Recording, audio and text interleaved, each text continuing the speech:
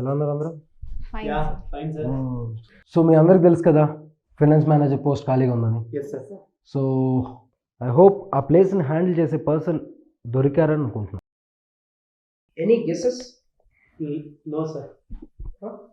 No guesses, sir. ఆ person ఎవరు కాదు. సంజయ్,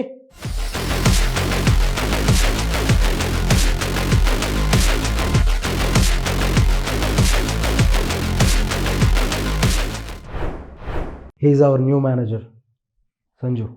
సంజు పోయి కూర్చో.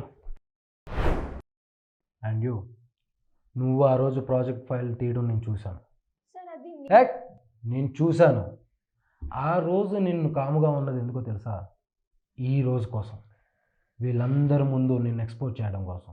ఆఫీస్ బాయ్ అనేది నాకు అప్పుడున్న పరిస్థితిని బట్టి నేను ఎంచుకున్న మార్గం.